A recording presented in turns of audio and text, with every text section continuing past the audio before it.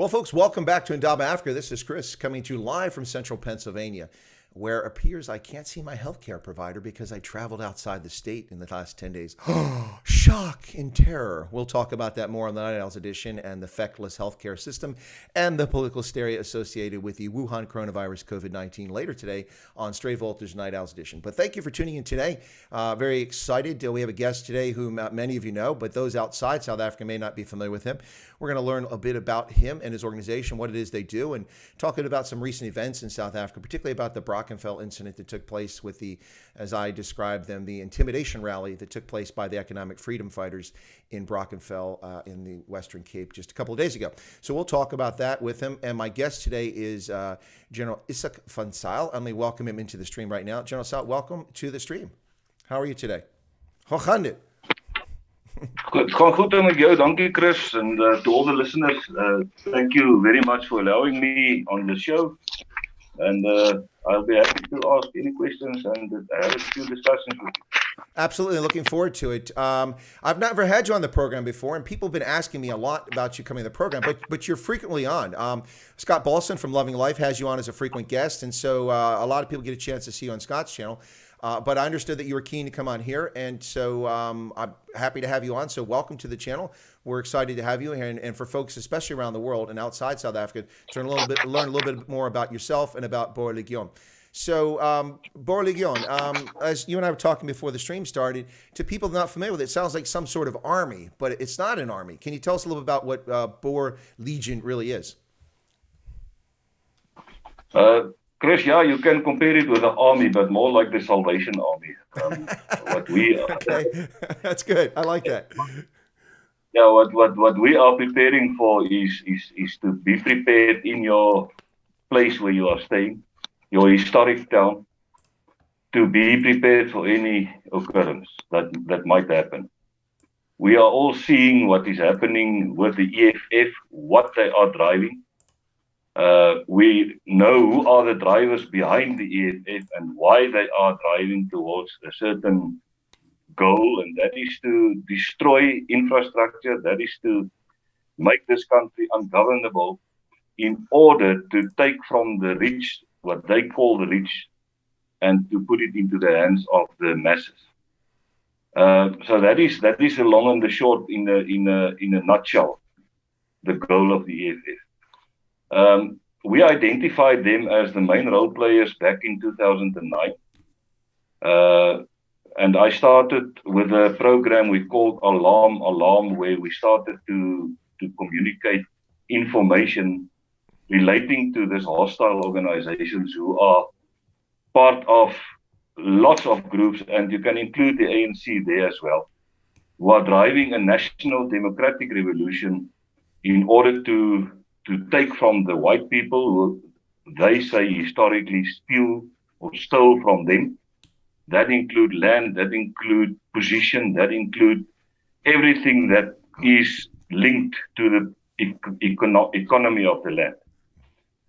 So yeah, and we said we have to take a stand at some point where we say that we are not unwilling to share, and we are not unwilling to provide jobs as far as we can. But we are not willing to give away what we built up for generations. So yeah, what we are preparing for is a situation of total anarchy, not to win a war, but to survive at the end of the day.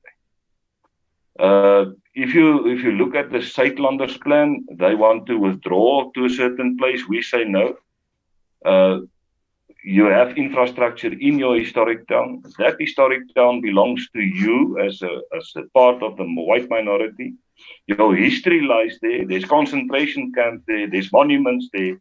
The first buildings indicates that your ancestors were the first people. They planted the towns. And that's where we will stay, and that's what we will protect with our bodies. Well, I think the argument, if one wants to make it, the EFF is certainly trying to make South Africa ungovernable, is hard to dispute if you're an objective observer. It's clear when you see the leader of the economic freedom fighters, of course, endlessly for well over a decade singing "Kill the Boer," and that's a banned song. It's hate speech under South African law, yet he gets away with it all the time. But beyond that, calling for his fighters to go out and attack Clicks locations, the pharmacy, the chemist all over the country, attack them because of an ad posted by a black employee from a majority black-owned business, which gets advantage in government tenders because it's BEE, Black Economic Empowerment certified, because it's majority owned by black South Africans. And he sends his fighters out to attack these Clicks locations, denying people access to pharmacies to get life-saving medication they need, intimidating them, using petrol bombs against one of the locations, destroying 44 Clicks locations around the country, and no arrests, no charges for inciting violence or domestic terrorism. Then he goes to Senegal, and in Senegal he spends 20 minutes spewing racial hatred, all of which could easily be charged for a crime under South Africa's existing laws. I mean, when we see Vicky Momberg sent to prison as a felon for calling a black police officer an Arabic slur, which was wrong and inappropriate and was disrespectful, but the woman was in shock after having been nearly carjacked and murdered. So it's some degree of understandable, but there's no understanding of that. Yet Julius Malema can go to Senegal and spew racial hatred for 20 minutes on stage, videotape for the world to see, and no actions taken against him. And then his number 3 in charge sings in Zulu and then switches to English to make sure that none of us miss it. You know, burn the Boer, burn them down, burn them out. And less than 48 hours later, we have nearly 247,000 acres or 100,000 hectares of land in the Northern Free State burnt by arson. And we see the government with its fake claim that, well, this was a service delivery protest. I'm sorry, there's a curfew and no one's allowed on the street at 4 a.m. when the fire started. And who starts a service delivery protest on the side of a rural road, not near town, near no television cameras, near no people who can see your protest, and you throw burning tires into tinder-like fields? This is, I don't think anybody who's reasonable and objective, no matter how you feel about race relations or about South Africa's history, could look at this and say anything other than the EFF is instigating civil conflict. And it looks like they're looking for a race war. At least that's what it appears to me, General Fensal. Yeah, no, it is very evident that they are looking for a race war, and if they are continuing on this road, they are going to get exactly what they want. And that's my message to them. If they want a race war, that's what they will get. At this moment in time, the police are still playing a sort of a role. We are very critical to the police. My messages to the police commissioner and minister of police, Becky Taylor, is very clear that they are not doing their job. They are not playing the role they're supposed to play as maintainers of law and order. And we are watching them. We are even watching their body language. And we saw the body language in Brackenfell, where they turned their backs on the EFF and showed the barrels of the guns to the Boer people. And that should stop. And we issued a message and a program a night before, Thursday night, before the night before Friday. We issued a very strong statement. And earlier the week, me and my dad, he's a former general in the police, we issued a very strong statement where we said that we are watching them. And we are going to analyze each and every situation. We have people there with cameras. We have people there who are monitoring and who are making notes.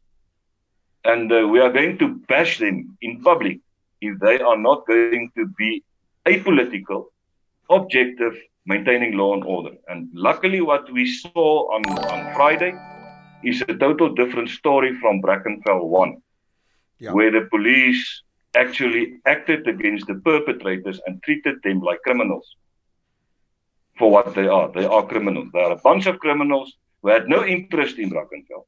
They came to a historic town, to a historic school, who are vacated or not vacated, or occupied by pupils from the white and brown community for generations now.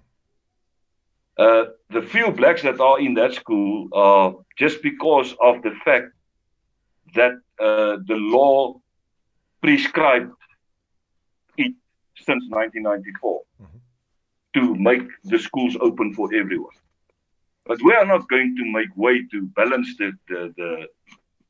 the numbers in school so that it must be a 50-50? Why must we shift people who are living around Brackenfell to go to another schools, for instance? And that counts for all the old Model C schools, the historic white Afrikaans schools in South Africa. Mm-hmm. And I think the message was very, very clear on Friday. And according to my observation and according to what I observed, the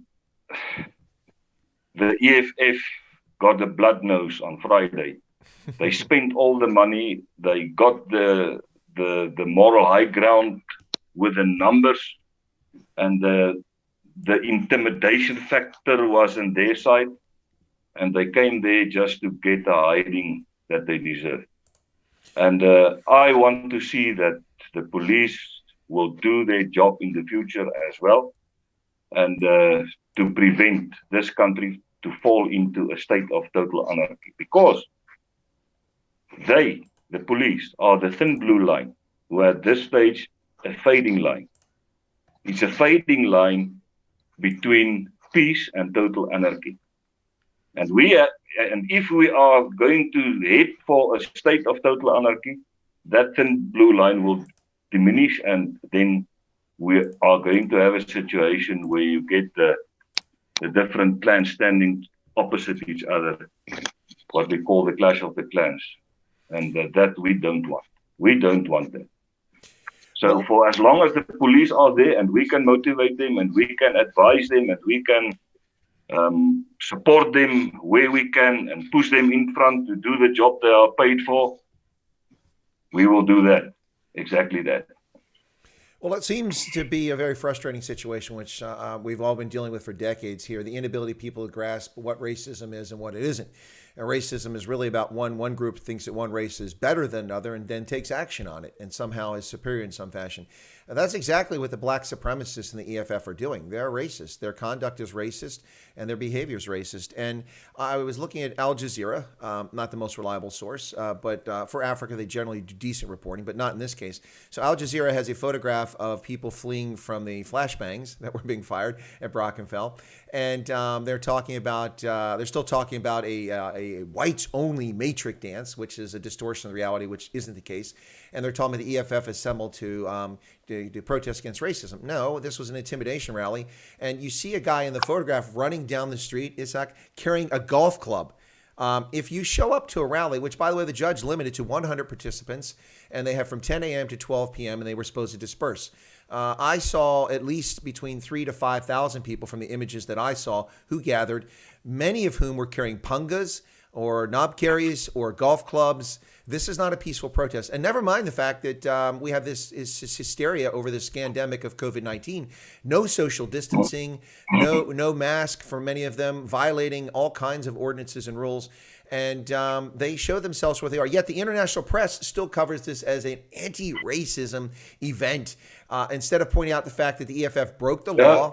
They broke the law. They sought to intimidate people. And now we see, of course, in the Independent Online, yet another captured media in South Africa. The EFF gives Brackenfell High School a week to mete out punishment to racist staff.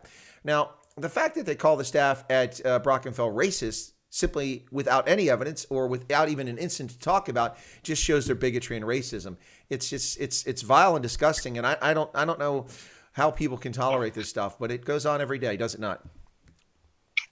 Yeah, I think we got used to it over the past 27 years, and I think what the good Lord intends with it, this whole exercise, is that we have to learn some patience and some, what do you call it? In Afrikaans, we call it geduld, langmoedigheid. Patience. The fruits of the Spirit. Oh, okay. We have to learn to bear the fruit of the Spirit before He will give us the authority to act against the thugs. I think the good Father is allowing all this to happen, but at a certain point in time, there will be a situation where this guy will only have one chance, and that is to pack their bags and go where they belong to. Well, Go back where they belong to, where they came from. In the chat here, Gerhard Roos says they even threatened the children of police officers that were at the event as well. That's not new. That happens here in the United States. We have these thugs, these basically brown shirt fascist stormtroopers who work for Antifa and Black Lives Matter, the black supremacy group here in the U.S., that go to these so-called demonstrations. It's really just intimidation rallies in which they try to assault, intimidate, and destroy. They threaten police officers too, and vile language. I hope your children get AIDS and die, and things like that. It's just the disgraceful conduct of these people is beyond the pale.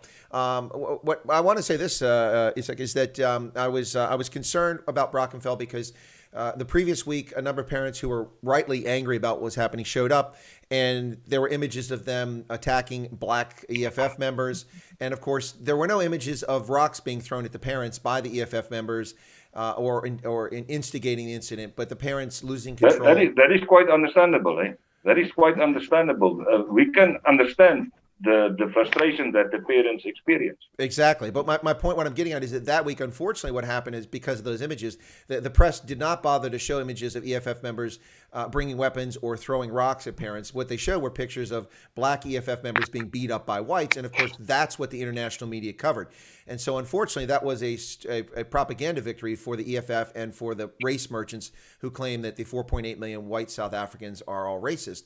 And so I was very concerned. So on my stream, I caution people because parents. And you know what is the funny part, Chris? What's that? That 4.8 million white South Africans is a threat to 60 million blacks. Yeah, exactly right. Especially when there's racial discrimination in employment.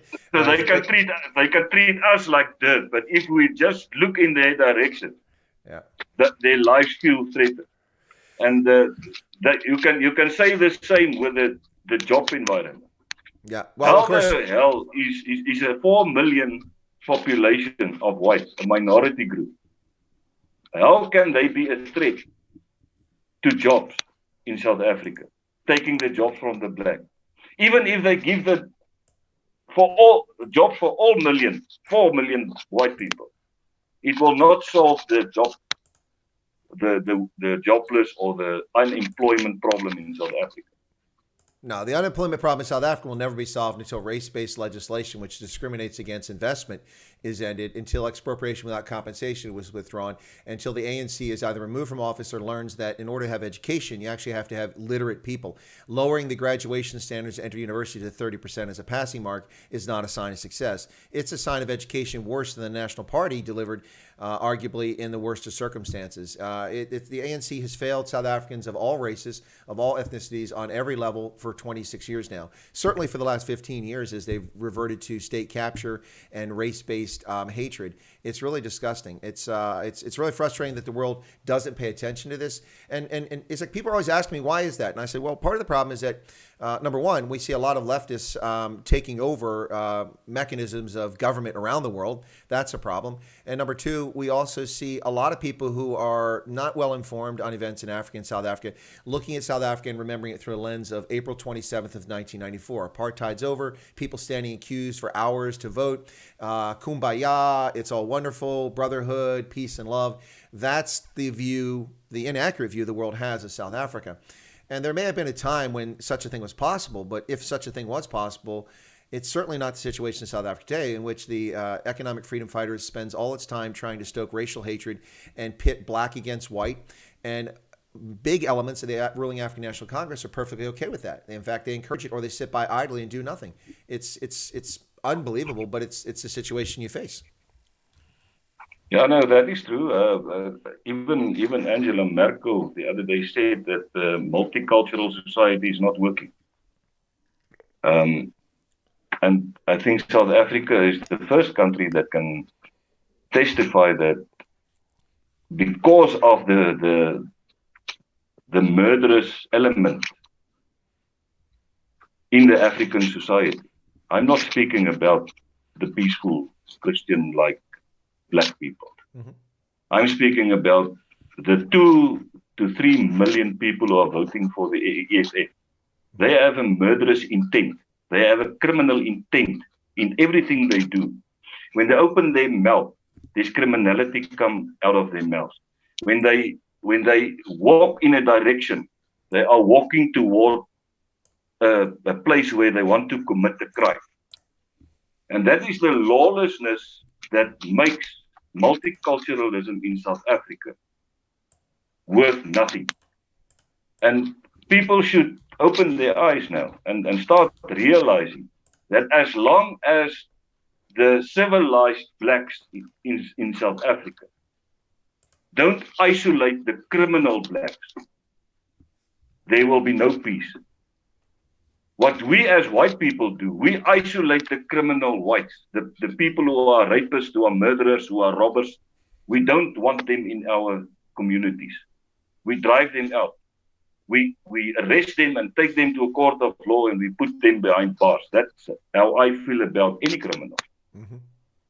But then, if you want to create a civilized society, then the head of state, especially him, should take a stance against crime. Even though the criminals are part of this and they are sitting in parliament. They are attacking people there. They are committing crime by calling people names. You know that crime injuria is a crime. It's a common law crime. It is. Yep. So they don't have any respect for anyone, not even their own people. And what we are seeing in South Africa is because of the unwillingness of a government to police these criminals. They don't want to police them because, you know why? If they start to police them, they also have to start to police themselves. Because the parliament is sitting full of a bunch of criminals. That's who they are. Jacob Zuma, Ace Mashushule, name the state capturers, the people who are investigated right now. Why is there an unwillingness to arrest those people? Because the head of state himself is scared of getting some flack and people exposing some, we talked about it, dirt in the cupboard, skeletons in the cupboard. Mm-hmm. And that's why. That's the only reason why. They have a criminal mind, they have a criminal intent, and that's not a racial expression that I'm using. It's not a racist expression. No. It's a fact. Well, it's interesting because we look at the lawlessness here. One of the problems I talk about is people attack the SAPs frequently, and I think the South African Police Service is rightly criticized for what it does and doesn't do at times. Although, as we saw in Brackenfell, they actually did have a sound tactical plan to deal with the EFF intimidation rally. But a lot of times they simply are feckless, particularly when it comes to rural violence and farm murders. Very little accomplished by the police there, or cash in transit heist. The poor underpaid drivers are being executed with bullets to the back of their head, and they're not. I saw a recent cash in transit heist that looked like it took place in Johannesburg. I think that's where it was. And broad daylight, a bucky pulls up with 8 thugs jumping out of the back with weapons. They're wearing ski masks. They rush to the back of the vehicle as the guy comes out, and he goes past the concrete bollards there because the vehicle can't get close to the building. He has them. He just drops it. He doesn't put any resistance. A white guy. He backs up. What do you call this type of crime in the Middle East? Here we call that armored car robbery, but it's not common here. It's pretty infrequent, only in major cities. But yeah, but if you should see that sort of crime, what would you call it in America? Well, here would people say armored car robbery, but I mean it's a cash in transit. That's what folks say in South Africa. But that's actually terrorist attacks. Oh, you asking if it's terrorism? Yeah. Well, certainly there's a fair argument to be made there about terrorism, but in this case, this is the kind of crime it is. So the gentleman offers no resistance. He doesn't look at anybody. They're all wearing masks, so he can't identify any of the robbers. There's 7 of them. They rob the vehicle. One of them has a handgun. He pushes the guy forward, pushes him to his knees, bends down, and executes him with a bullet in the back of the head. For what? Why did you just murder that man? That's terrorism. That's and also the fact that's pure terrorism. The guy that was arrested, Pinar, in Senekal. Yes. He was one of a group of guys who overturned the police van. Okay? Yep. Now he's standing trial, walking the risk to be held without a trial, with detention. What do you call it? Detention. In detention with for an unlimited time. Yeah. An Normal crime, when they uncertain detain you, when they detain you as a suspect, they can hold you in the police cell for 48 hours right. without going to court. That guy, because there's a charge of terrorism act to the docket, he can be held for unlimited time. And what he was doing related to terrorism, Nothing. other than what the CIT robbers are doing? And Well, I never saw the charge sheets of that CIT robbers that terrorism was one of the charges added to that doc. Well, you talk about this. So as I understand, he did get bail on the second application, so he's currently out right now. But your point is valid. That's a charge that they can deny just based on the seriousness of it. But he was also charged with attempted murder. I saw the video footage. The attempted murder was a police officer who pushed at him and he slapped her arm down. If you're so fragile, I mean, a mosquito, that would be attempted murder. But a human being, a Homo sapien, that's not attempted murder. The charges were ludicrous. Also that day, since we're talking about let's jump forward. That's the 6th of October. The 16th of October, we see Julius Malema, an opposition political party leader from a domestic terrorist group, which is pretending to be a political party, arrives with a 26 police car escort. The Minister of Police flies in by helicopter to attend a hearing for charges against 2 suspected murderers. Why is Julius Malema feted like a head of state with a blue car escort of 26 folks, and then sits in the courtroom for the hearing? Julius Malema has no standing. He's not a member of the community in Senegal. He's not an aggrieved party. He was not affected by this. He has no business sitting in that courtroom and should have been removed. But not only is he sitting in the courtroom, but he's sitting next to his gangster buddy, Beketile. They're sitting right next to each other. Yeah. So that tells you all you need to do. That is the photograph that I will share into perpetuity about the collusion between the domestic terrorist behavior of the EFF and the police minister. You know what bothers me the most of this whole scenario that played out in Senegal is that there was at least 5 to 7, if I can quickly count, Boer leaders, Afrikaner leaders who were representing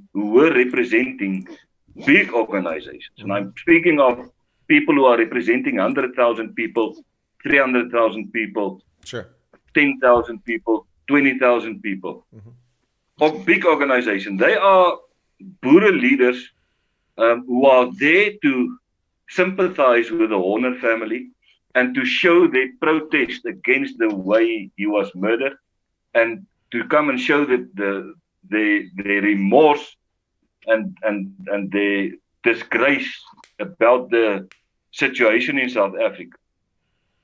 None of those leaders were allowed near the court. None of them. I was on my way from the outskirts of Senegal to walk towards the court. It's about 2 to 3 kilometers. And we were stopped at the entrance of the town by the police.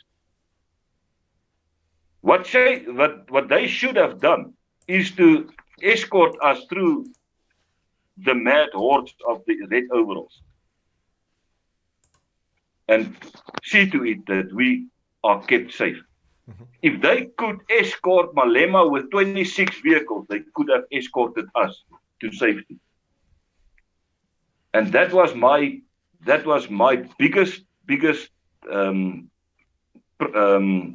what do you call it? Dit was my grootste punt van protest when that situation occurred there. And they are looking for trouble. The South African Police Service and the government of South Africa are looking for trouble if they are continuing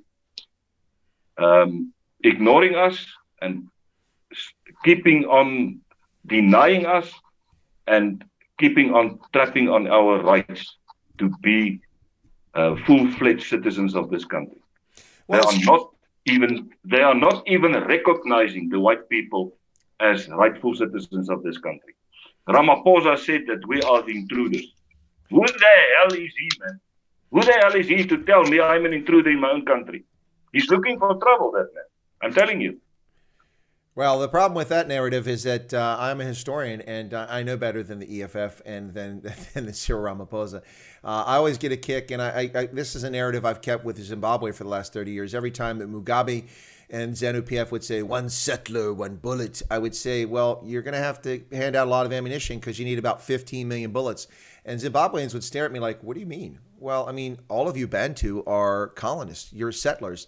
You came from Cameroon. You came down the Rift Valley. You invaded this area and you displaced the Khoi and San. No, we didn't. Well, then why are there San rock paintings that are 50,000 years old in Mashoda land and in Ndebele land? So clearly you're lying. And then the Bantu arrived in what is today South Africa about 1,600 years ago. So it was fascinating to watch an illiterate buffoon of an African National Congress member of parliament stand up and say, they took our dignity, they took our land when Jan van Riebeck came here 2,000 years ago. I'm not particularly good at maths, Izak, myself, but 2,000 years ago, last time I checked, Jan van Riebeck set up a station in the Western Cape, the Cape of Good Hope, in 1652, which is 348 years ago, or something like that. So, yeah, that's a little bit of math trouble there. And by the way, 2,000 years ago, your ancestors weren't even here either. Not a single, not a single that guy got lost between Jesus Christ and Jan van Riebeck. I think to him, Jesus Christ and Jan van Riebeck look similar. No, it was a woman. It was a woman. So she was completely lost. One of the typical ANC, the ANC says they're so egalitarian because they have so many female members of parliament. But my question is, how many of them are competent? I don't care that they're women. I care that they're competent. Folks, you're listening to Indaba Africa. You're listening to Chris White Africa here on the Indaba Africa channel. My special featured guest today is Izak van Zalen from Boerlegioen, a general with Boerlegioen. We've touched a little bit about what that is, and there's a lot of questions and comments coming in here, Izak. So I'm going to get to a few of them. I can't get to all of them, but I'm going to ask a few of them here. Some of them a little pointy, so I'll try to get to those as well. But so that we have a clear distinction that people understand, your organization, let me put it in my terms, and you tell me what I get wrong, okay? From what I understand, and I may have this entirely wrong, is your organization is a self-defense organization that is set up to help provide early warning and to organize people so that if something catastrophic happens, you aren't simply sitting there becoming victims of it. Did I get it right, or have I missed something? Yeah, I think you get it. You got it right, Chris. I just want to add on that, and that is that we are creating ability from civil society to be a civilian force, to create civilian forces within your towns and your cities and your rural areas, which can do precisely the job that the South African police can do. We are consisting of mostly military and police veterans, who served pre-1994 and even after 1994. And we are trying to create the ability amongst our young people to get them trained, young men and young women. We are giving them precisely the same training that we received as young police officers and young soldiers. And by that, we establish reaction units within our towns and the boundaries of our towns to play a role in assisting the police to police the area. We are very aware of the community policing forums and the function they are playing and the role they are playing, and we are also fully aware that the policing forums and the neighborhood watches are not trained people. They did not receive training in any way. What we are doing, we are training the people up to a standard of a police officer and a soldier. We are giving the necessary knowledge about the laws, the Criminal and Procedure Act, the powers of a civilian when you arrest a person, the powers of a civilian when you search a person and the premises. So we are giving them all that information, and we are doing also tactical training to allow them to assist the police in investigating crime, attend scenes of crimes, to follow up operations, hakejag operaties, what we call in Afrikaans, so that we can, within a short space of time, get the successes of arresting the perpetrators. And we also are busy with a process where we want to clean up our towns, our CBDs, We want to get rid of the drug dealers. We want to get rid of the prostitutes. We want to get rid of the robbery gangs, the gangsters, and restore our historic towns to the standards and the values that we grew up with in South Africa. Well, we are not used as white people, as Europeans, to the standard, the substandards they created in our towns the past 26, 27 years. And we are going to restore that. That's within our basic human rights. And that's exactly what we are going to do. Whether they like it or not, whether they call us racist or not, we have the right to live and work in an environment which is safe for our children and for our children's children. And I will shout this message in every ear that don't want to hear until they hear. Yeah, the irony with this is that you get these race merchants like the economic freedom fighters who use the flimsy excuse that they went to Senate Hall on the 16th of October because they are going to protect state property. We are there to protect state property. Of course, they go there and they destroy state property by tearing down road signs, smashing rubbish bins made out of concrete. That took quite an effort. They are a laughable bunch of clowns. They are indeed, and now that's my lemma. One moment thing that the Boer people attending Senekal 1 even held a threat for the police, and that the police cannot help themselves. He must be mad, man. No, he's not mad. He's a loser. He's a political. He's a lunatic. He's a political opportunist. That guy. No, I think he's a political opportunist who sees, just like when he was in the ANC Youth League. He saw an opening when Jacob Zuma started to be exposed as a state capture corrupt official that he was, and he saw it as an opportunity to build a political constituency, which is what he did. And to provoke the white people. That's the only reason he was there.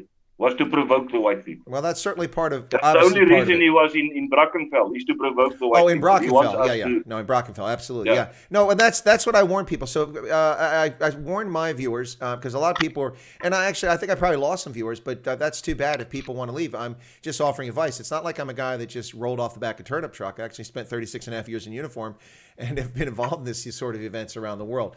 And I warned people, I said, parents should not be rocking up there at Brackenfell emotionally charged because you're going to put yourself at risk. I mean, look at this. Yeah, you saw this. 3,000 to 5,000 armed, not all of them armed, but plenty of them armed, mass of people. People could have been killed. Lots of people, horrific damage.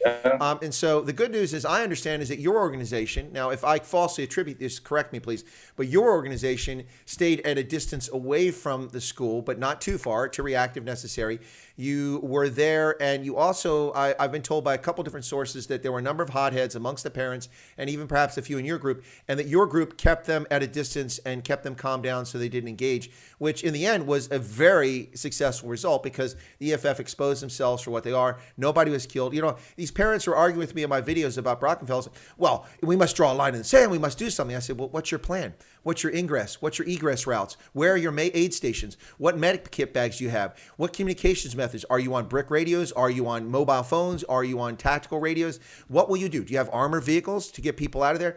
They had no plan, and they just want to rush in. And it sounds to me like your organization, again, if I'm wrong, correct me, sounds like your organization is more interested in training people and having plans to deal with just such contingencies so that people don't just rush in and get slaughtered. See, what we are promoting is that the police do their job. We will be the second line of defense. Okay. That is our whole aim, and that is what we are training our people to be. What happened in Senekal is that we held a recce the whole week there, and we attended all the meetings of the police, and the police even appointed the Boerlegioen commander there as the commander of the civilian forces who deployed there. And that was forces consisting out of several organizations, self-defense organizations. There was about 1,200 armed men on the outskirts of Senekal who were ready, who stood ready for any occurrence, and who could help whenever necessary. The same was at Brackenfell. The trained people were out on the outskirts of the protest action, on the outskirts in the neighborhoods, at the school, at the hospitals, They were patrolling the area they were gathering information. They gave information through to our people. And the commander of the Boerlegioen was tasked with one specific task, and he was to get all the civilian people attending the protest action, to brief them properly and to get them under command and control. Because it's very, very important in such a situation that you keep the loose cannons under control. Yeah. And that is what my message to the government for the past 3 years already. I want the government. There will come a time and date where we as a civil defense organization will not be able to contain the civilian people, especially the young Afrikaner boys. And I'm speaking about men between 18 and 40. Yeah, the question is it is the most dangerous age where people don't want to be controlled. They want to do their own thing. And even if they go to the length of getting into acts of terrorism, they will do that in order to make a point or to prove something. And it's getting more and more difficult to contain those people under command and control and to put them behind the police. These young men want action.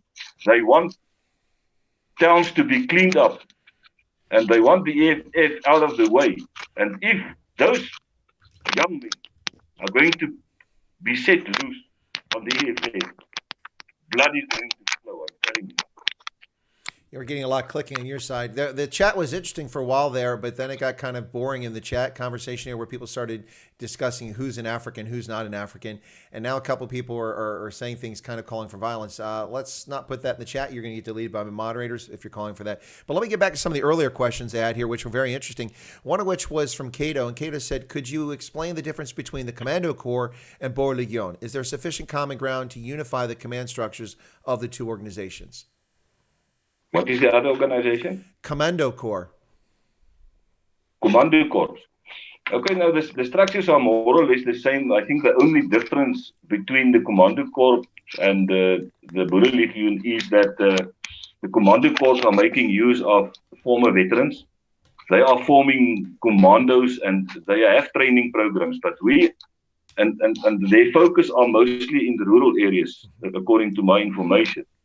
But we are focusing more on urban areas, and we want to establish street platoons and want to get schools involved. We want to introduce the former cadets and getting people to drill and exercise and getting into training programs.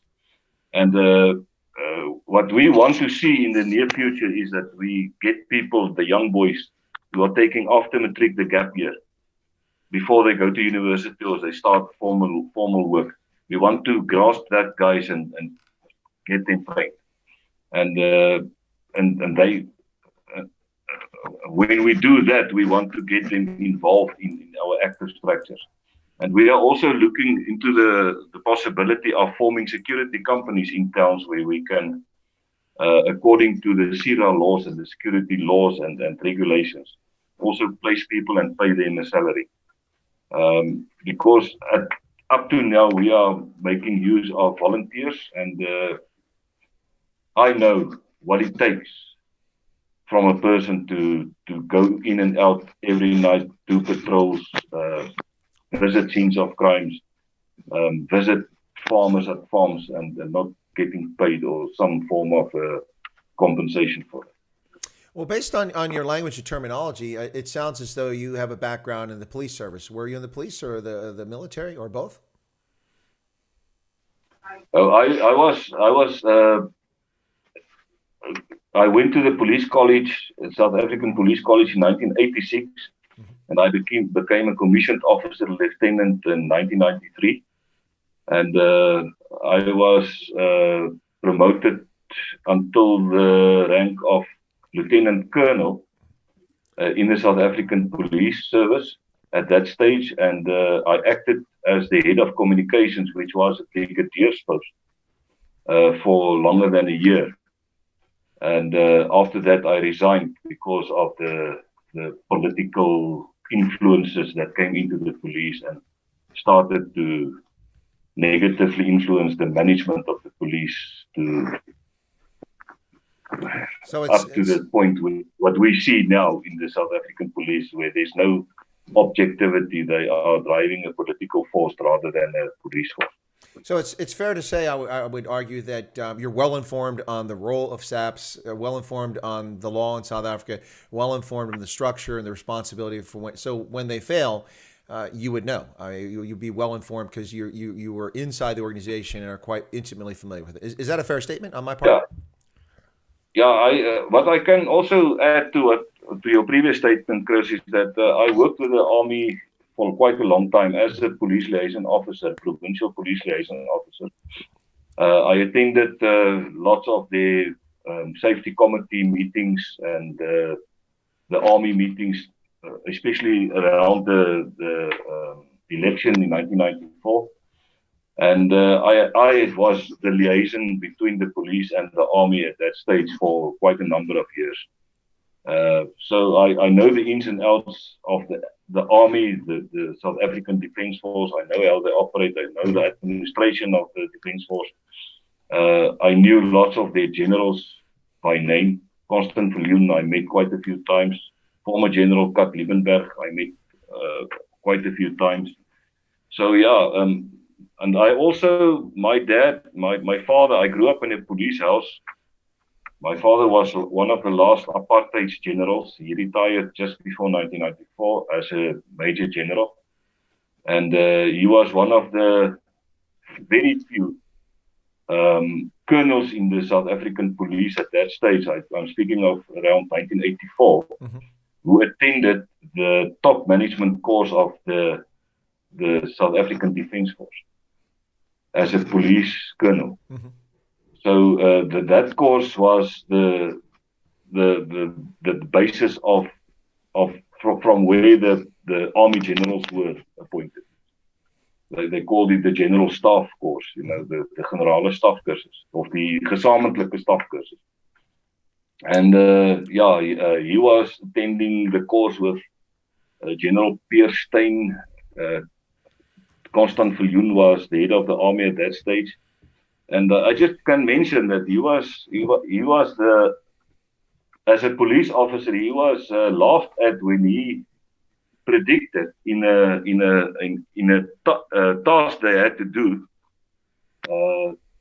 He predicted that the wall of Berlin will fall in 98.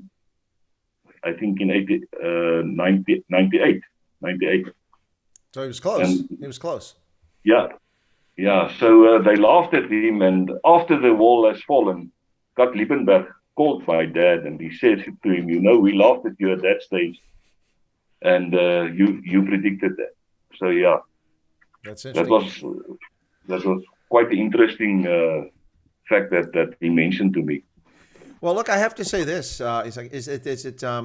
I followed you a bit, watch you occasionally on Scott Bolson's Loving Life channel, and some of the times you've spoken there, and I saw they were raising money, and I don't mean to get too personal, but a reason I mention this is you look good, you look healthy, you look like you're doing fine, but I saw that you had some medical issues and needed surgery. Is that true? Were you ailing, and now you're all better? You're looking pretty good. Yeah, no, I feel good. I have sometimes I stand up in the morning and I can just go on my knees and say thank you for the period it took me to get up again. I had a 7-vat, what do you call it, the 7-vat hartomleiding bypass. Yeah, bypass. And my heart is jumping like an 18-year-old. I told someone the other day, my wife is now scared of me, and she's 11 years younger than me. Well, I don't know what to say there. I don't know how to respond to that, but I'll let that one go. But no, I just want to say, because we're chatting, you're looking quite healthy, and from what I've seen on Loving Life, it looked as though your health was in very serious jeopardy. So it's good to see you up and about and looking quite healthy there. So let me shift from the positive there to one of the comments earlier. And this, I said, some people were putting a few things here. One of the gentlemen said, I regard this guy as someone as a threat to my own safety. And let me finish. There's another comment. He said, trouble controlling emotions, lack of understanding of political context, wants to meet the EFF on every corner and get involved in every skirmish. But that's not what I heard you say a few minutes ago. What I've heard you say in this stream is that you expect the police to do their job. You're looking for the police to do their job. You're there as a second line of defense. I mean, did I get that wrong? Or I mean, that is what you said. That's what I understood. Yeah, that is our main role, and that is to push the police in front to do the job. Mm-hmm. And if the mad hordes of the EFF breaks through the barriers of the police, then we will be there to defend ourselves, our property and life. Communities. That is, yeah. Yeah. All right, cool. So now this is an interesting question from Landon Koleska. And he says, does the general think that most young people eventually leave South Africa, similar to what happened in Zimbabwe, just that there might not be enough young people who want to fight for South Africa? Well, that's an interesting question. I have my own thoughts on it, but please, can you address that? Do you think most young people are going to give up on South Africa? We've seen a lot of people leave the country. I think most young people already left South Africa. That's according to my observation. But that's why one of the reasons I created the Boerlegioen and I established it is to create a platform from where we can start to speak hope again. And I must tell you that the fact that we are talking military language and speaking about an army, because we have a history of military. Mm-hmm. The white people, the Boer people in South Africa, we have a history of wars. We fought a lot of wars in South Africa. Many of our soldiers joined in the World War II and World War I and got medals there. They got decorations. One of the Boerlegioen generals, his granddad, was honored by the Russians. Every year he's invited to a special event where the Russians are giving honor to the South Africans participated in the World War II. And I think the fact that we are preparing for the worst and we are preparing for whatever might occur, even if it is a military onslaught. And the revolution that Malema is driving is nothing other than a military onslaught. And the fact that we are preparing for that and that we are standing fearless against the thugs creates hope. And the people look up to us and they see you are not a big organization as yet. And we see that you are fearless. You are standing your ground. You are not running away. You are not standing back. And I think that is the characteristic that we want to establish again in our people's minds and hearts. Because we are not losers. We are not cowards. We are not a bunch of wildlings who came to South Africa. We are a thoroughbred, what do you call it, blue blood that came from Europe to form and to establish a civilization, a Christian civilization in South Africa. That's who we are. And that's what we are going to maintain, even if it takes some resistance from our side. Well, here's, I think, an important question, and I've asked this of other groups when I've talked to them. I've talked to a lot of different groups in South Africa over the past 8 months, done a lot of interviews, including folks for Cape Secession, like Phil Craig, Des Palm, Hein Marks, and others. So this is a question I ask. Boerlegioen, the history of the Trek Boers and of the Boers and the Afrikaners in general is one of alliances with others, particularly with Africans, which is overlooked by a lot of people. So when the Trek Boers, when Piet Oys and when Piet Retief and others went up into what became the Free State and up and around the Drakensberg, down into KZN or Natal at the time, and into the Transvaal, they encountered the Zulu, and you still had the results of the Mfecane taking place there. and also ran into the breakaway from the Zulu, the Ndebele, under King Mzilikazi. And we found that the mixed race Griquas who had long been established in the Kimberley area were already up in that area. And what happened is that they were being preyed upon by the Ndebele and others. They were attacking the Basutu peoples, they were attacking the Tswana speakers, they were attacking the Griquas, and they attacked the Trek Boers. And the Trek Boers in particular formed alliances with these groups, and they fought together, and they sent Mzilikazi packing, and that's a consequence of finding Ndebele in Zimbabwe today. They went north of the Limpopo and established their kingdom up there at what became Bulawayo. So you have a long history. That's just one example. A long history of Afrikaner people allying with Black Africans and mixed colored Africans, or colored folks in South Africa. So is your organization open, or does it have people from other groups that have similar thoughts and concerns that would be part of it? Or is that something that's happened thus far, or is it something you would welcome in the future? I am approached by several leader figures in especially the brown community and the former colored corps. I was approached by a Zulu person out of KwaZulu-Natal and quite a few other people. They want to join the Boerlegioen. Mm-hmm. And my message to them was, if you feel the same like us, you are sharing the same vision as the Boerlegioen, and you are cherishing your own culture and your own language as important, then I should suggest that you form a Zulu Legion or a Colored Legion or a Khoi Legion, and then we as generals of the different legions can join forces against this criminal government or the criminals running this country at this moment. So you have no objections? If you want to, And if you want to join us to destroy the EFF, then we can, as a joint forces, destroy the EFF and the Black First Lands. So you have no objections to allying with other South Africans of different ethnicities who share similar values and are concerned about the trajectory of the nation? My point of view is that everyone has got his place. The Zulus has Zululand, the Griquas has Griqualand, the Namas has Namakwa land. The Boere as the former Boere republics, the Transvaal and the Free State, even towns were part of independent republics like Lydenburg, Stellenland, the Republic of Vryheid. It was towns with surrounding farms that declared a republic, the independent republic. And my point of view is that all the historic towns in South Africa can become part of one republic. And that's why I say we support the ULA two-state solution. Their borders might not include the Eastern Transvaal, but there's lots of historic towns which was established by the Boere people and which form part of the old Boere republics. Mm-hmm. And nothing prevents us from declaring that historic town as part of the new state that they are creating. Now, your organization you're talking about, as we talked about, sounds like a civic defense organization. There's a lot of other groups out there. You've alluded to a couple of them. You mentioned Sightlanders.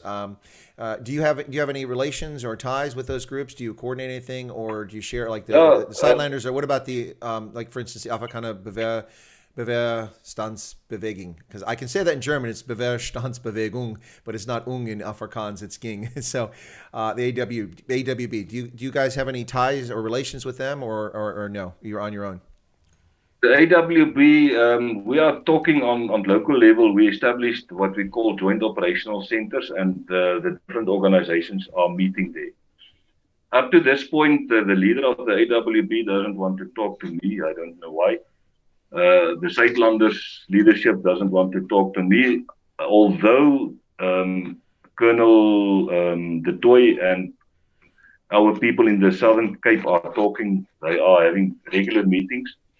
So there is some sort of liaison between the different organizations, which we can overbridge all the differences. I don't think there is real differences in any approach. I think every organization has got its role. That is my opinion. Every organization's leadership has got a vision, and they follow the vision, and we have to respect that.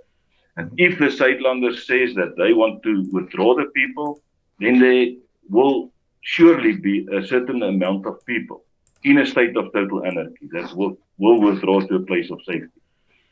our stance in that's what we want people to respect is that we will not leave our historic towns to be demolished and burned down by the thugs with red overalls.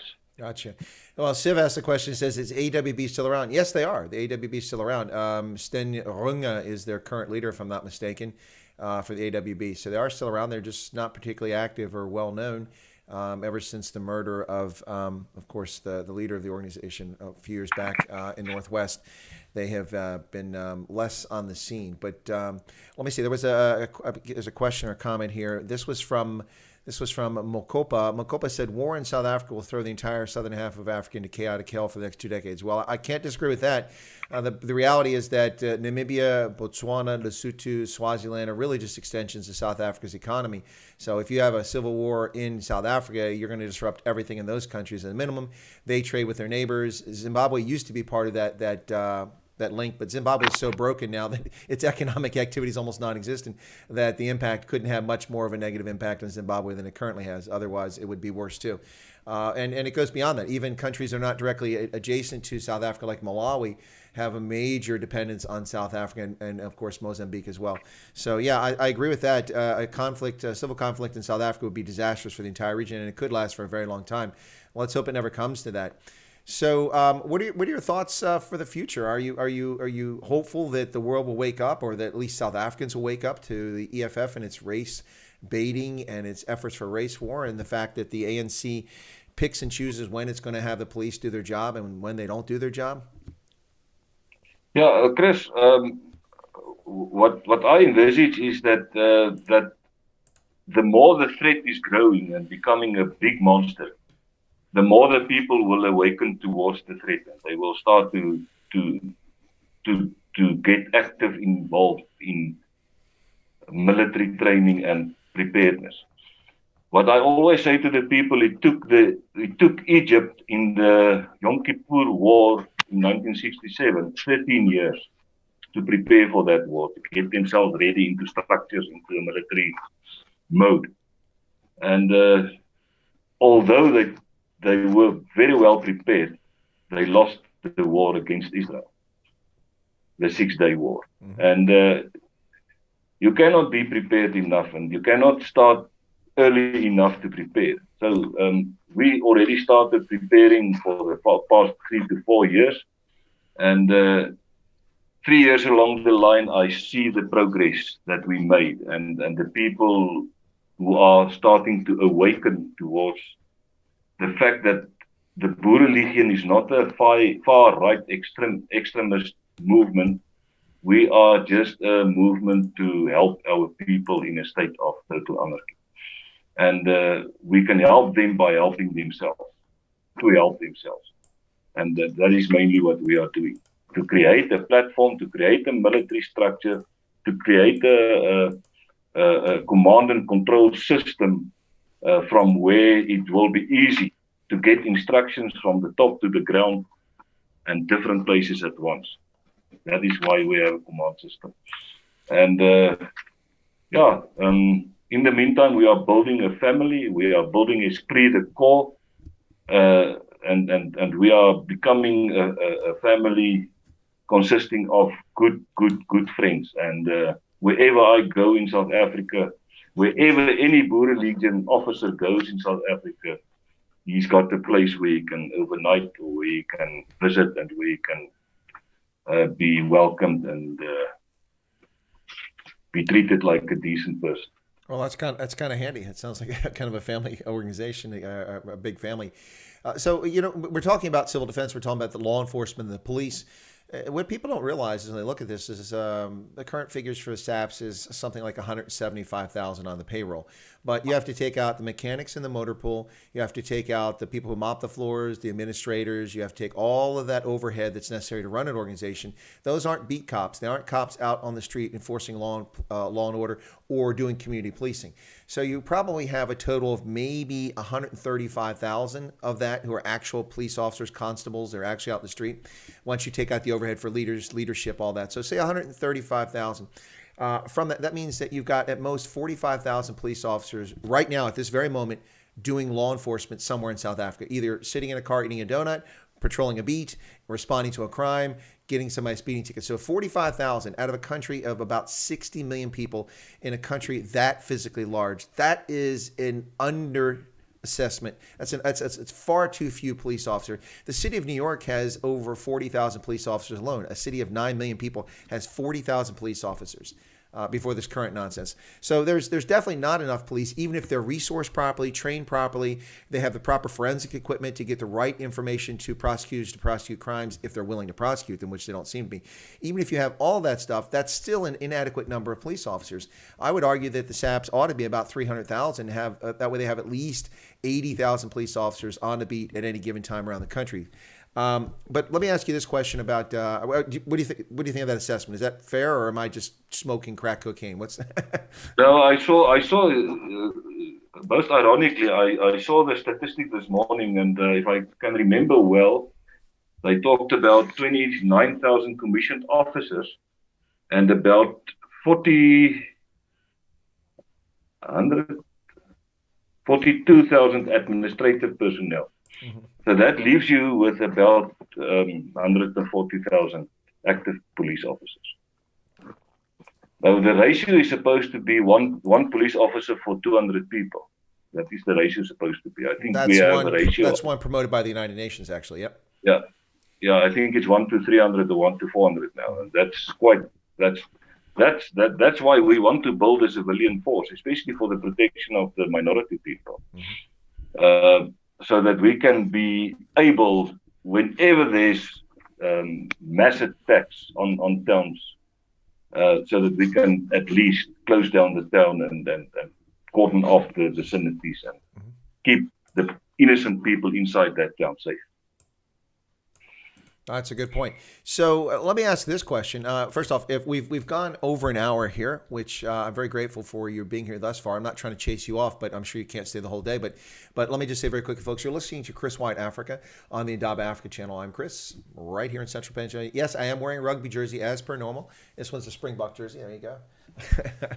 It's my thing. I always wear rugby jerseys in my live streams. But my special featured guest today is General Izak van Zyl, who is the head of Boerlegioen, a civic defense group in South Africa. We've been talking to him about the situation in South Africa. We touched on what Boerlegioen is, what it's not, a little bit about his experience, his personal life, as well as the events that unfolded in Brackenfell recently. We touched on Senegal briefly too. But what I'd like to ask now is that, so we've talked about, like-minded groups that might have an interest, but if people want to learn more about Boerlegioen, how can they find out more about it? I mean, when I do a search online, I don't find a website. There's, I think, a Facebook group, if I'm not mistaken. But if you're interested in learning more about it or supporting it or becoming part of it, or for that other group of people we talked about there, it's like the like-minded coloreds or like-minded Xhosa or Zulu who also want to form civic defense groups, how would they be able to get in touch with Boerlegioen to coordinate things at that high level amongst the general sort of thing? So can you share that with us? Yeah, that's quite accurate. Thank you, John. People can get hold of us on the webpage www.boerlegioen.co.za. We have a Facebook page as well with the name Boerlegioen, and a Facebook page with the name Boerlegioen RSA. And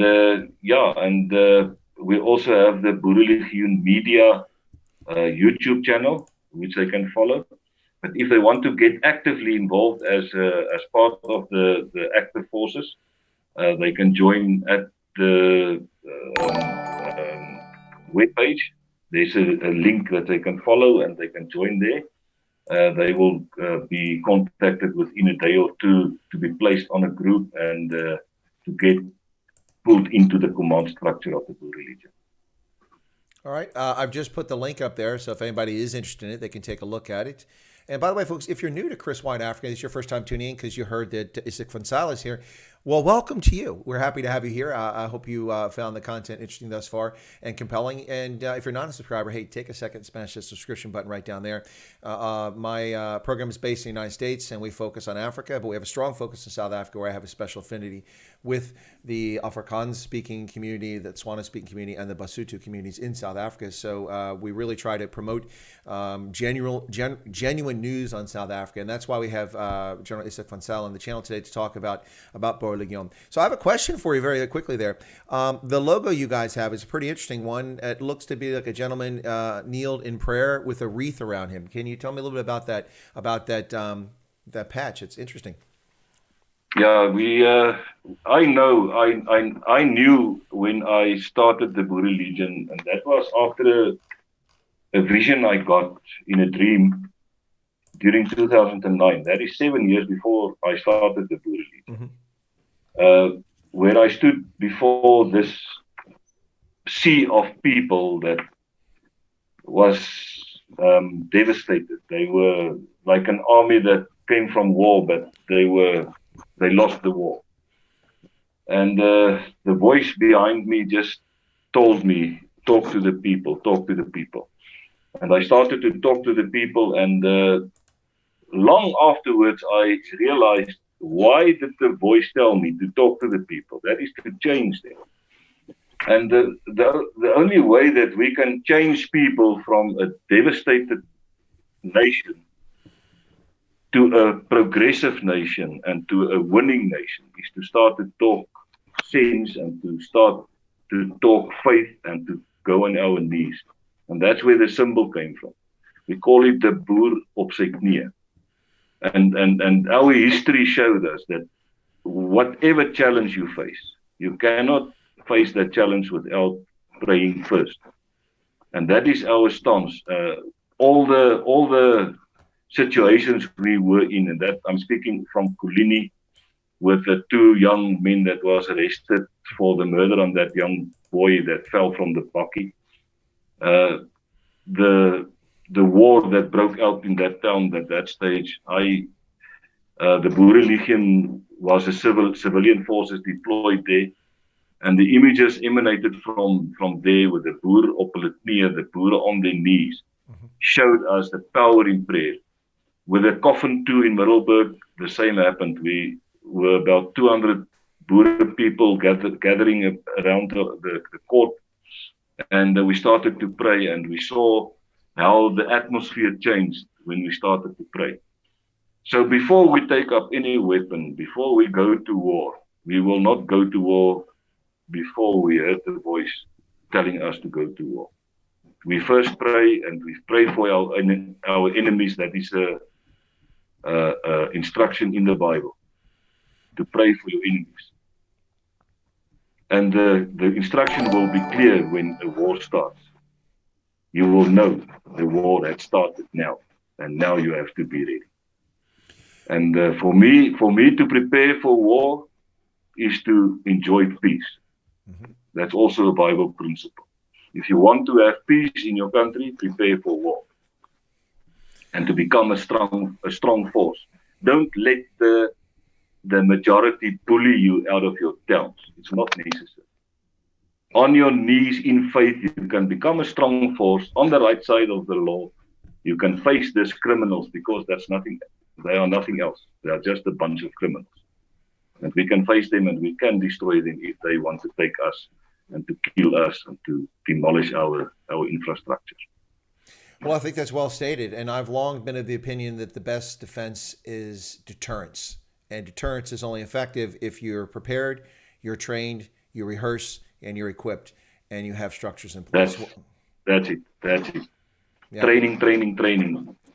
Yeah. We trained for 5 to 6 years as when I was operational police officer for 2 or 3 incidents.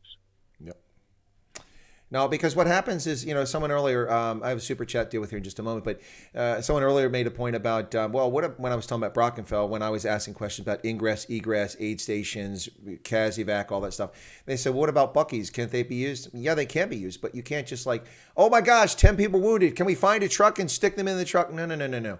That's chaos. That gets people killed in so many ways. If you have buckies as I'll give you an example here. When the United States sent special operations forces to Boer in South Sudan in December of 2013, I was in Uganda, stationed at our embassy there. And what happens, they did a non-combat and evacuation operation. As the 3 Osprey, those are the tilt wing, the ones that are like planes, and they come up like a helicopter. As they came in as a plane would on approach to the airport, they were fired upon by both warring sides for both the government and the rebels. And they all three of the lead aircraft were damaged by anti-aircraft fire, small arms fire, and they limped back to Uganda and landed. And before they landed, I requested ambulances because I was in constant contact with the crew in the air coming back from Sudan, also with our headquarters in Germany at Africa Command and the folks in Djibouti. And we're coordinating on my mobile phones, driving to the airport, which is a 45-minute drive. I was already on my way when I got word that they'd been shot. And on my way, I dropped one phone, called the Ministry of Health, and asked for ambulances to move them. And of course, they never showed up. So I had a backup plan. We have non-tactical vehicles, which are basically like a combi, and you can take the seats out the back. We had like 6 of those. We had the seats taken out of the back. We were told 4 wounded were coming in, and 2 were critical. And so we had 6 of those vehicles that we could get together and assemble. My team got them ready at the airport before I even arrived. When I arrived, those vehicles were there, and the ambulances never showed up. So my point there is you have to be prepared. You have to have a plan. You can't just simply rock up and be angry about an event and expect for things to go well. That's when people get killed needlessly and horrific damage is done. So that's what I'm talking about, preparedness and deterrence. And it sounds like you and I are drinking the same cup of coffee there. Yeah, and use what you have. So Yanni Vandeveld gave a super chat and he said, thanks for the interview, Chris. General van Zyl is not the bad person the media makes him out to be. Good chat. Well, that's one of the reasons why I bring my guest on, is to find more about them and get the truth out there as best we can. And I think that we've had a chance to have a conversation today and learn more about you and about Boerlegioen. Before we wrap up, is there any topic you'd like to talk about? We really didn't go into great depth on Brackenfell. We talked about it, and we didn't really talk about Senegal. There was this whole brouhaha about Senegal. I didn't even bring it up. We could save that for a future discussion if you're inclined to come back on the channel. I'll say right now, unequivocally, you're welcome back as a guest if you'd like to come back on the channel, and we can discuss it future day if you want to come back on. But is there anything you'd like to share with people about civil defense or any events in particular, or just some thoughts you'd like to leave people with before we head out of here? Chris, first of all, I just want to thank you for allowing me on your channel. I follow you quite a while now, and I know that you have also a vision to get groups together and leaderships together, and for them to work together at the end of the day.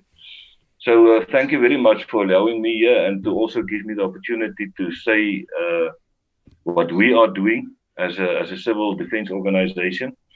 And I just want to wish you also the best of luck for the future. And regarding Senegal too, I can talk a lot, but I think it's best that you didn't mention it today, because I think there's lots of feelings outside that is unsolved, and people didn't understand what quite happened there. Mm-hmm. And for me now to try to explain myself will just add fuel to the fire in some instances. Yeah. But according to me, most people understood quite clearly what happened there and why we did what we did, and why we acted out of a situation where we had a meeting, where we strategized, where we had something on paper, and I did what I did on that bakkie. Me and 9 marks were standing together there, and we were prepared to go to the court. That's where we belong. Mm-hmm. And luckily or not luckily, I don't know whether it was fate or whatever, but we were blocked by the police and they refused us entrance to the town. So yeah, most probably it was for the best. That's what I believe today. Most probably it was for the best that they stopped us and prevent us from accessing the town. What we are, from my side, I just want to invite the people to join our website. They will find all the photos and videos and stuff that I did on Boerlegioen Media, and all information we are giving through. We are using the Boerlegioen Media on the Facebook mainly for sharing daily events and information. It's not a news channel, but we want to put emphasis on certain aspects in South Africa. And but people don't understand always that we are also an active structure. We are working on the ground. We have boots on the ground. We have training programs going every day of the week, every month of the year. During holidays, even over Christmas, we have a training camp. So that is stuff that young people especially can get involved with, and where they can receive the best training there is under the current circumstances in current conditions in South Africa, where they can be deployed to any situation. And I think we have a very, very solid leadership in the Boerlegioen. My general staff are people with years and years of experience, and they are experts in their fields, former parabats, former reckies, former soldiers, solid infantry soldiers, people from the intelligence world, people from military intelligence, national intelligence, police officers with years and years of investigation experience, forensic experience. Yeah, you can name them. We're becoming a family of experts, what that will at the end make a difference. And we are already starting to approach people to be deployed on farms, to get our trained people for them, to avail them for them, to protect them on the farms. And we also have the ability, and that I want to give recognition to protect some Lawrence du Plessis, who's got a team of Askaris, former Uvambu trackers. Mm-hmm. He can camp on the farm where attack is, the pre-information comes in. We can wait for the people there. After a farm attack, he can also go and camp there for 2 to 3 weeks to follow the tracks and to get the information to get at the end the people behind bars. That is our main aim. And that is what we do on a daily basis. And in the silence, in the quietness, we are preparing and becoming a strong force to take on whatever giant is approaching. Well, that's well said. Thank you so much for that. Can you help me out with something? This is a personal favor. One of my viewers lives here in Pennsylvania. She's from South Africa, and I keep mispronouncing her name because my Afrikaans pronunciation is atrocious. And somebody said it's like saying Peak Bota, but her name is Peaky, but they're trying to tell me it's Pikey or Pokey, or how would you pronounce a name in Afrikaans that a girl goes by the name Pikkie? How would you pronounce that? Picky. Picky. Picky, yeah. Okay, there we go. by a Dougie. Okay, yeah, that's more. I think that's more a nickname. Yeah, I know it's short for something. Can you say it again so I get it right? Picky. P-I-K-K-I-E. Yeah, Picky. Okay, Picky. Okay, thank you so much for that. That's very helpful. Okay, well, General Izak van Zyl, it's been a pleasure having you on today. Thank you so much. I really do appreciate your coming on, and I didn't know that you were a viewer, so that's interesting to know. Thank you very much for that. Hopefully, other folks affiliated with Boerlegioen are watching the program. I know some do. And we'll do our best to keep bringing unbiased, unfiltered, actual news and talk to people who are interested in South Africa. Like I said, you're welcome back on the channel, and not just about Senegal. About if you want to talk about something that's coming up, or if you want to talk about Boerlegioen, we can do that again some point. We can chat. We've got each other's contact now, and so I'm happy to do that. So thank you so much for your time today. Appreciate it. My pleasure, Chris. Thank you very much, and have a good night to you all. All right, take care. Be safe. All right. And there you go, folks. That's General Izak van Zyl right there, who's departing the screen. If he can just get it to work for him there. All of us have trouble. I know when I call in, it's difficult to get that. Let me help him out. Okay, he's found it on his own there. Well, folks, thanks for tuning in. I'm really grateful for everyone who tuned in today. We had a good-sized audience today. I hit about 400 there for a brief period of time. Thank you all so much for that. If you didn't know anything about Izak van Zyl, I hope you learned something. And if you thought you knew everything about him and you learned something, all the better. But as Yanni van der Walt said, the press tends to misrepresent people, especially minority South Africans, in their conversations or discussions about them. So it's always good to get a chance to talk to someone and hear what they have to say. Fascinating. So my view of Boerlegioen has never been positive. It's never been negative. It was just not particularly well informed. I would say that I'm better informed now and have a better understanding of who they are and what they're looking for. But to be honest, I already had a better understanding because of Brackenfell. I've been in touch with one of the senior officers who was in Boerlegioen, and he had provided me some of the video footage, most of the video footage that I actually showed during the course of my live stream from Brackenfell just the other day, that 4-hour stream when I was up at 2 o'clock in the morning yet again. It seems to be a bit of a habit here, folks. Up at 2 o'clock in the morning, they broadcast the Witkruis Monument, the biker rally, the car rally, the Black Monday, Senegal 1, Senegal 2. Yeah, I was one of the few places on the planet that was actually live streaming the first time in Senegal, and the press didn't even show up, only SABC. But thank you so much for tuning in. I really appreciate all the support for the channel. Yanni, thank you for the super chat. For those who subscribed today, thank you for subscribing. No new members, but that's perfectly fine. No one's obliged to be a member. So, folks, I'll be back on for the Night Owls edition in a little over 2 hours, and I'm going to talk to you about my frustrations when it comes to the hysteria, the scandemic of COVID-19. I attempted to get a COVID test today. Do you think I was successful? No, I wasn't. We'll talk about this lunacy from hysterical political leaders that know nothing whatsoever about epidemiology or infectious disease, or just have this blind religious faith on non-scientific things like testing. Yes, no, testing is scientific. But folks, the moment that you walk away from the swab being jammed up into your brain and they pull it out and they put it in, the moment you walk away from there, it's invalid. You might have had it at that moment, or you might not have had it. But I walk 30 feet and pass someone in the street and they sneeze on top of me.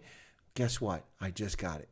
So yeah, testing has a role, but this faith in testing to prevent the spread of the virus is childish, and it shows an effort to control us like serfs. Anyway, folks, thanks a lot. We'll be back on in about 2 hours, and I'll probably do a little bit of e-begging because another plumber is here to fix what's left of the mess that we had yesterday here at the location in which my toilet backed up and water flowed all over the place. The good news, it was clear water because I had been showering, and that's the water that was backed up.